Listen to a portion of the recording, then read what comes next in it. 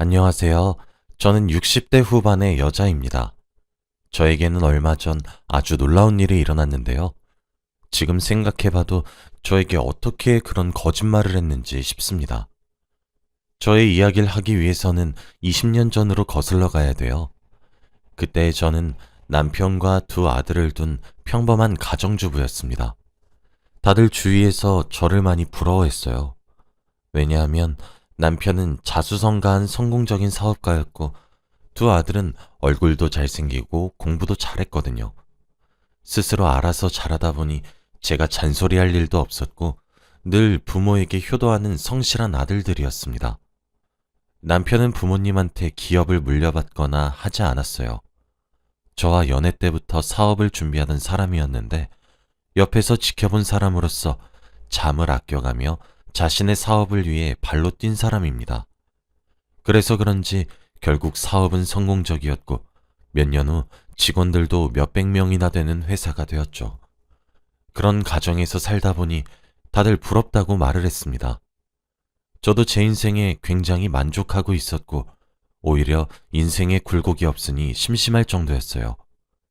남편은 아무리 바쁘더라도 항상 저녁은 집에서 가족들과 먹는 사람이었고 아들들도 저와 남편에게 애교도 잘 부리고 학교에서 있었던 일들을 다 말해주었습니다.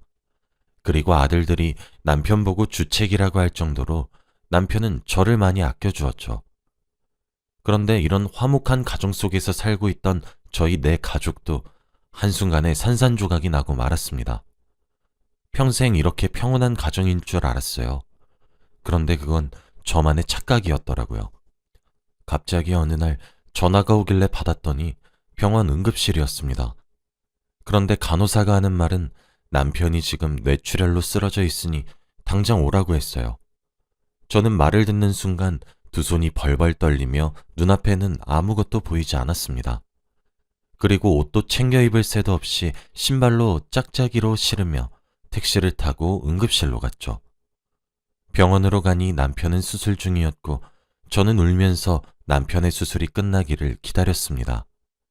그동안 아들들도 학교에서 달려와 제 옆을 지키며 아무 일도 없을 거라고 위로를 해주었죠.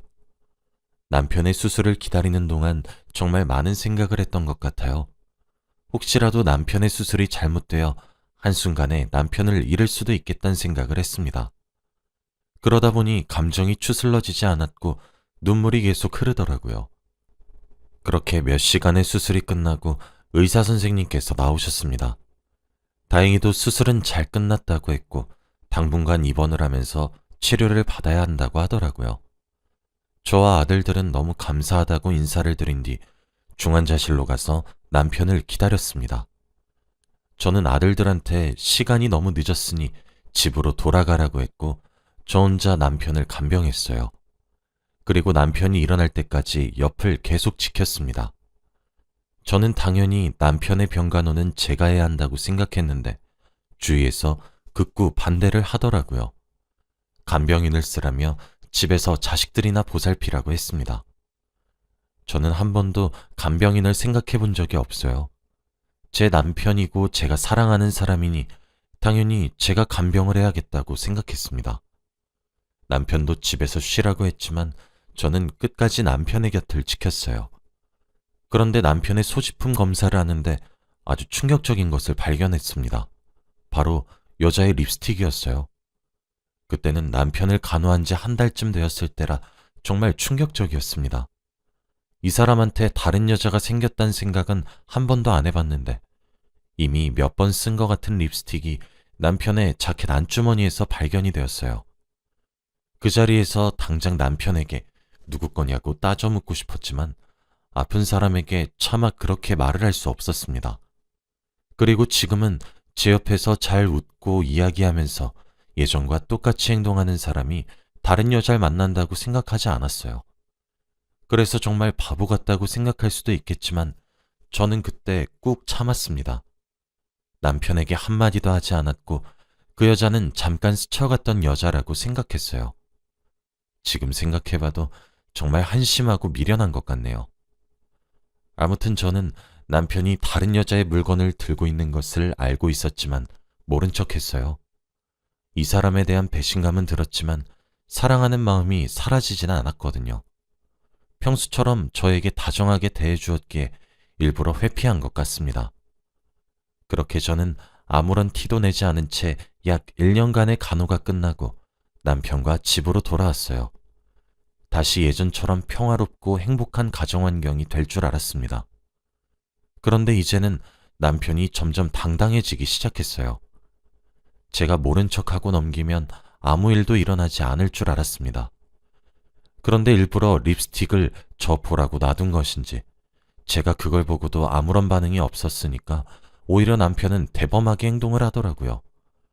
병원에서 음주를 하면 안 된다는 말은 무시한 채로 매일 밤마다 술을 먹고 집으로 들어왔고 제가 자기 전까지는 안방에 들어오지 않은 채로 거실에서 계속 누군가와 전화를 했습니다. 아들들도 아빠가 예전과 달라진 모습을 보이니 당황스러워 하더라고요. 아들들보다 놀랐던 사람은 바로 접니다. 아예 대놓고 불륜을 저지르는 그 사람을 보니 어떻게 대처를 해야 할지 모르겠더라고요. 매일 저녁 식사는 꼭 가족과 함께 한다는 규칙은 이미 없어진 지 오래였고 가족들에게 정을 점점 떼고 있는 듯한 느낌이었습니다. 아들들도 나이가 어느 정도 있으니 아빠에게 다른 여자가 생겼다는 것을 눈치챈 것 같아요. 더 이상 놔두다가는 아이들에게 정서적으로도 좋지 못할 것 같아 결국 제가 먼저 이야기를 꺼냈습니다. 거실에서 전화를 하고 있는 남편에게 몰래 다가가 전화 소리를 엿들어 보려고 했어요. 그런데 작은 소리로 전화를 하고 있었고 결국 몰래 들으려고 하던 걸 들켰습니다. 남편은 그런 저를 보고 불같이 화를 내며 당장 방으로 들어가라고 했고 저는 그 자리에서 눈물이 터지고 말았어요. 한 번도 화를 낸 적이 없었던 사람이 한순간에 180도 변해버리니까 적응하기 힘들었거든요. 결국 저는 남편에게 울면서 다 털어놓았습니다. 요즘 들어서 당신 왜 그래? 가정에 무관심하고 매일 술 먹고 들어와서 잠도 안 자고 거실에서 전화만 하고. 사실 나 당신 자켓에서 여자 립스틱 봤어. 그런데 나만 조용히 하면 당신 다시 마음 잡고 돌아올 줄 알았다고. 근데 오히려 더 당당하게 행동하더라? 당신 지금 예전이랑 많이 다른 거 아냐고. 남편은 제 말을 듣고 한숨을 푹 내쉬더니 충격적인 말을 했습니다. 다 알고 있으면서 지금까지 모른 척 한 거야? 맞아. 나 사실 여자 생겼어. 그 여자가 당신보다 훨씬 예쁘고 착해. 안 그래도 조만간 말하려고 했는데. 우리 이혼하자. 나 더 이상 당신이랑 못 살 것 같아. 이제 여자로도 안 보이고 아들을 먹여 살리는 것도 지긋지긋해. 그러니까 이제 각자 길 가자. 남편은 표정 하나 안 바뀌고 이런 말들을 저에게 내뱉었어요. 남편의 말 한마디 한마디가 제 심장을 파고드는 것 같았습니다. 상처를 너무 받았고 눈물이 멈추지 않더라고요. 그리고 남편은 기다렸다는 듯 다음날 해가 뜨자마자 이혼 서류를 들고 집으로 왔습니다. 저에게 당당하게 이혼을 요구했고 깔끔하게 합의 이혼을 하자고 하더라고요. 남편의 행동에 어이가 없어서 헛웃음만 나오더군요. 남편은 가족들을 다 자리에 앉히고 이야기를 했습니다. 아이들한테도 저희가 이혼한다고 솔직히 다 말했어요. 그뿐만 아니라 자기한테 여자가 생겼다는 것도 아이들한테 다 말했습니다. 애들은 몰랐으면 했는데 그렇게까지 솔직하게 말하는 이유를 도저히 모르겠더라고요. 아무튼 애들은 너무 놀라서 말도 하지 못했고 남편은 계속해서 자기 이야기를 했습니다. 양육비와 재산을 저에게 두둑히 줄 테니 저 혼자 아이들을 다 키우라고 하더라고요. 그 여자가 아이들을 데리고 오면 같이 안 살아준다고 했답니다. 그래서 어쩔 수 없대요. 이 집도 저에게 준다고 했고 남편은 그 여자 집에서 얹혀 산다고 합니다. 그러면서 당장 도장을 찍으라는 눈빛을 보내는데 그 순간 여자로서 자존감이 바닥을 쳤어요. 눈물이 미친 듯이 났지만 꾹 참으며 도장을 찍었고 남편은 이혼 서류를 제출하러 집을 나섰습니다. 아이들도 아빠가 집을 나서자마자 울었어요. 그리고 배신감을 미친 듯이 느낀 것 같습니다. 아이들이 항상 존경의 대상을 아빠로 정했었는데 한순간에 가정을 버리는 불륜남이 되었으니 충격이 이만저만이 아닌 것 같더라고요. 그리고 저를 위로해주며 꼭 셋이서 행복하게 살자고 했습니다. 남편은 하루가 급하게 짐을 싸서 집을 나갔고 정말로 자신의 재산 일부분을 저에게 거의 주었습니다. 이렇게 다 주어도 남편의 회사가 원래 잘 되니까 부족함은 없을 것 같았어요. 아무튼 저희는 한순간에 새 가족이 되었고 남편은 불륜녀와 같이 살기 위해서 가정을 버리고 집을 나갔습니다. 저는 아무리 그때의 충격에서 벗어나려고 해도 몸이 따라주지 않더라고요. 항상 아이들이 학교를 가고 집에 혼자 있으면 외롭고 남편과 이 집에서 있었던 추억들이 떠올라 계속 미칠 지경이었습니다. 남편은 이혼 후 저희에게 연락 한 번 하지 않았고 아이들을 보러 오지도 않았어요. 아들들도 아빠와 연락이 끊겼다고 하더라고요. 정말로 이 사람이 저희와 인연을 끊으려고 한다는 것을 알게 되었습니다. 저는 하루하루 괴롭고 슬퍼서 일상생활이 도무지 불가능했고 결국에는 병원의 힘을 빌렸어요. 상담 치료도 받고 약도 먹으면서 정신과를 다니기 시작했습니다. 의사 선생님의 말로는 우울증이라고 했고 다행히 좋은 치료 덕에 빠르게 회복할 수 있었습니다. 믿었던 사람에게 크게 배신을 당하고 나니까 눈에 뵈는 게 없더라고요. 세상에 믿을 게 하나도 없는 것처럼 느껴지고 이 세상에서 살기 싫어집니다. 남편의 불륜 때문에 저는 우울증 약까지 먹고 정신과 상담 치료까지 받는 여자가 되었죠. 그렇게 몇 년이 흘러서 저는 병도 조금씩 완화되어서 사람들을 만날 수 있게 되었어요. 원래는 사람들과 대화조차도 힘들었는데 역시 시간이 약인 건지 점차 나아졌습니다. 아이들도 이젠 성인이 되어서 대학교도 가고 직장도 생겨서 제가 할 일이 없어졌어요. 전 남편은 연락이 하나도 안 됐고 아이들을 보러도 오지 않았지만 통장에 주기적으로 양육비는 보냈습니다. 어디서 뭐라고 사는진 전혀 몰랐지만 양육비는 매일 정해진 날에 꼬박꼬박 입금해 주더라고요. 인터넷에 남편의 회사를 검색해도 기사 하나 올라오지 않았고 적은 액수가 아닌 양육비도 잘 보내니까 이 사람이 정말 뭐하고 사는지 궁금했습니다. 하지만 연락이 전혀 되지 않으니 물어볼 수도 없었죠. 저는 전 남편과 이혼을 하고 다른 남자들도 많이 만났어요. 새로운 일도 시작했는데 거기서 사람들을 만나다 보니 인간관계도 배웠고 전 남편을 잊는데 많은 도움이 되더라고요. 가끔씩 전 남편이 생각이 났지만 그런 쓰레기를 아직까지 잊지 못한 제 자신이 너무 한심해서 최대한 머릿속에서 지워내려고 노력했습니다. 딱 봐도 그 여자와 같이 잘 지내고 있을 거라고 생각했죠. 그렇게 전 남편과 헤어진 지 20년이란 세월이 흘렀습니다. 아이들은 그동안 결혼도 하고 벌써 손주까지 생겼어요. 며느리도 너무 착하고 저에게 너무 잘해주어서 항상 고맙게 생각합니다. 그리고 손주들도 얼마나 귀엽고 예쁜지 할머니 하면서 달려올 때 너무 사랑스러워요.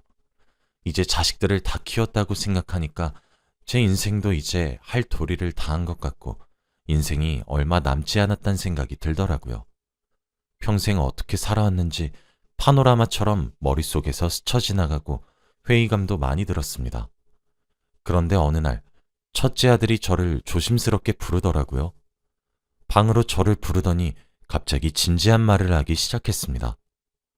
원래 한 번도 이런 무거운 분위기의 이야기를 한 적이 없는 앤데 갑자기 이러니까 당황스럽더라고요.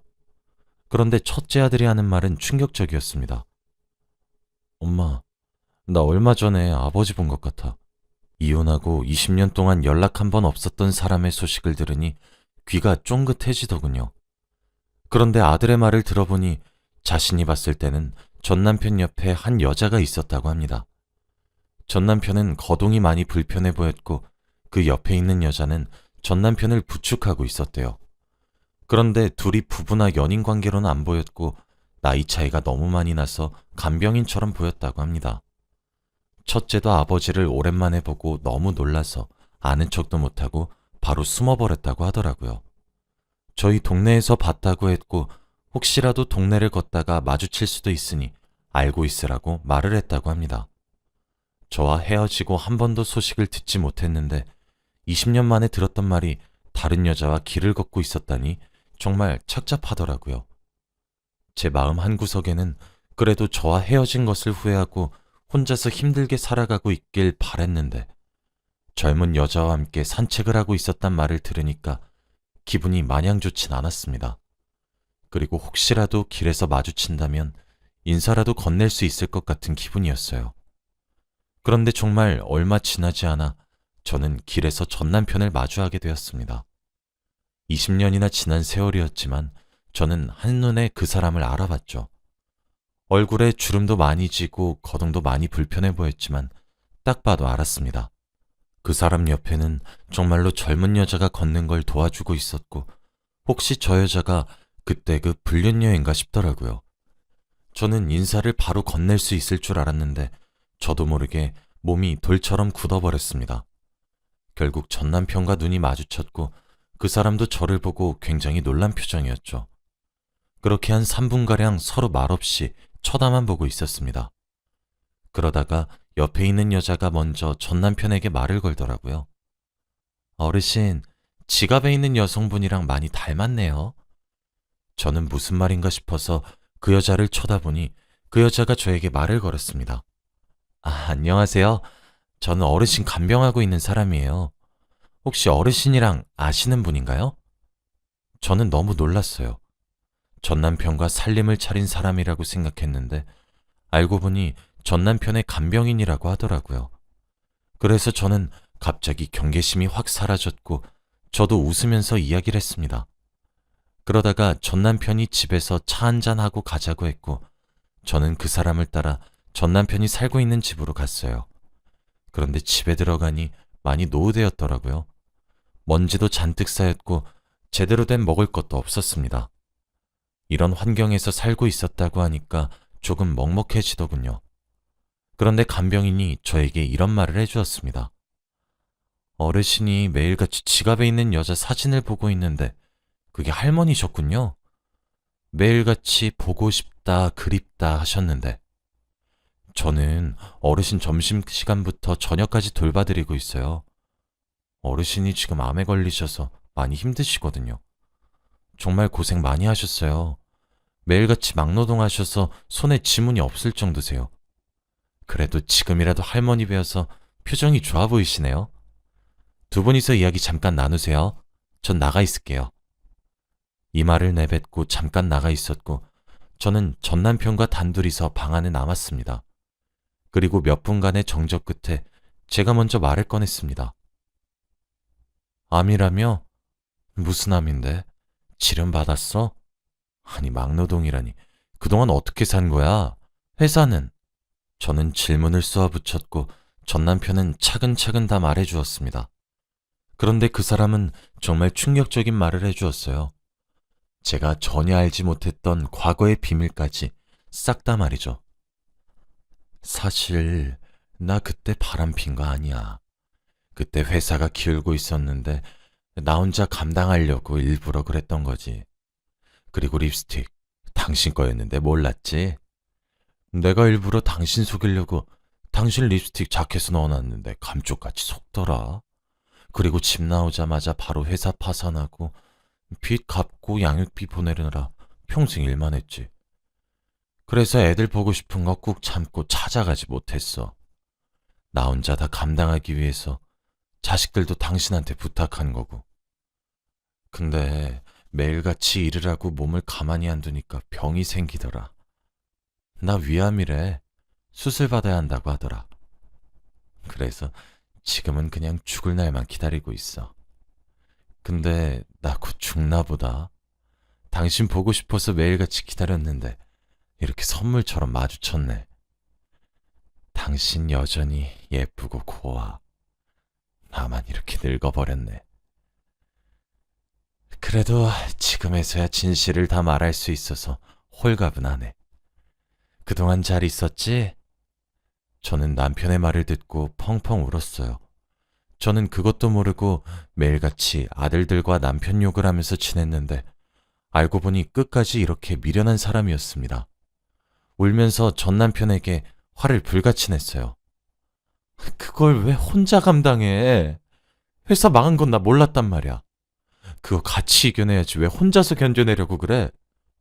나랑 애들은 그것도 모르고. 저는 그날 전 남편에게 안겨 펑펑 울었습니다.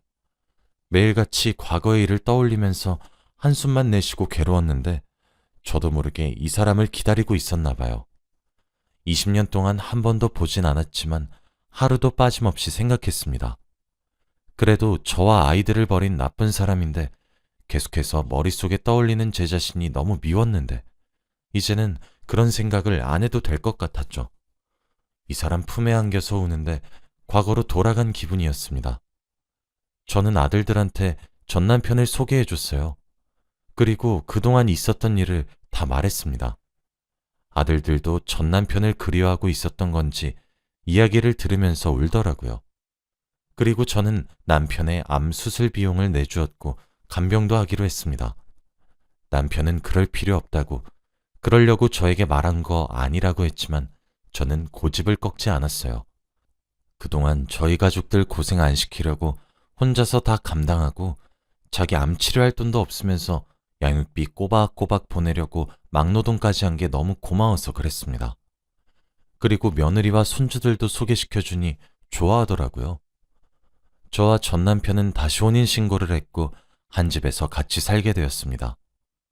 의사 선생님께서 조금만 더 늦었으면 수술이 힘들었을 수도 있었는데 지금이라도 수술을 하게 되어서 정말 다행이라고 해주었죠.